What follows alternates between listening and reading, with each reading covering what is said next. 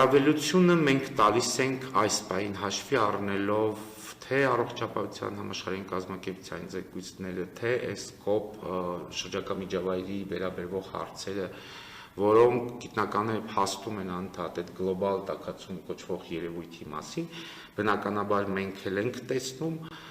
եւ պետք է հասկանանք, որ տարեց տարի այդ ջրի աղբյուրները գնալով պակասում են եւ հիմնական միակ շեշտը, որ դնում ենք արդեն այս վերջի 2 տարիներին ծառատեսակների ընտրության հարցում, աշխատում ենք ընտրել 4 դիմացկուն տեսակները, իսկ քաղաքային մայթեզրի տնկարկներում, եւ պուրակներում իհարկե 4 դիմացկունի հետ մեկտեղ նաեւ ընտրում ենք մեծ սաղարթով եւ մեծ գեղազարդություն ունեցող ծառեր։ Այստեղ անընդհատ մեզ կասկածում են, որ մենք առավելություն տալիս ենք ծառերի գեղազարդությանը, բայց դա այդպես չի։ Թումանյան փողոցում տեղադրվել են շատ մեծ գեղազարդություն ունեցող ցերսիս տեսակի, այսինքն հոդայածառ կոչվող ծառերը, որոնք շատ գեղեցիկ են, բայց պետք է փաստենք, որ նրանք շատ չորադիմացկուն են, եթե մենք խիղճներս կորցնենք նրանց ամիսը մի անգամ էլ ջրենք կամ չջրենք, միևնույն է նրանք դիմանում են։ Դրա վառ ապացույցները հաղթանակ զբոսայգում էր։ Մենք մեծ ուսումնասիրություններ ենք կատարել եւ բուսաբանական այգու որոշ հատվածներում, որը անջրտի էր, եւ ինչ ենք նկատել։ Այդ ամբողջ չորացած զանգվածում օրինակ միայն կարողացել էին անջրտի տեղերում դիմակայել օրինակ այդ հուդայածառերը, որոնք կանաչ էին։ Այնպես որ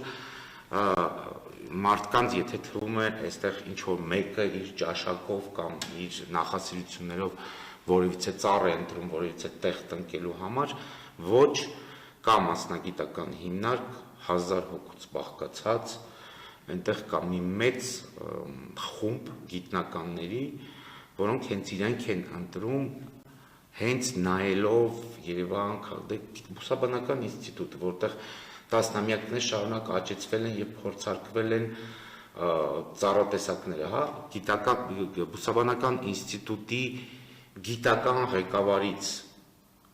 որը նաեւ ակադեմիայի թղթակից անդամ է, պարոն Ժիրայր Վարդանյանից լավով կարող է ասել, թե որ ծառատեսակներն են իրանք ավելի լավ դրսևորում իրենց Երևան քաղաքում։ Կամ անտառագետներից լավ ով կարող է ասել անտառը ինչ ծառերով հավաքենք։ Ճիշտ է, այսօր ստացել եք մի պատկեր, ով իր այգում մի հատ, չգիտեմ, ծիրանի ծառ ունի, ինքը իրեն համարում է կանաչապատման մասնագետ, բայց հարգելիներս կանաչապատումը, քաղաքային կանաչապատումը դա բավականին լուրջ գիտություն է եւ վստահեցնում եմ ձեզ, որ դրանք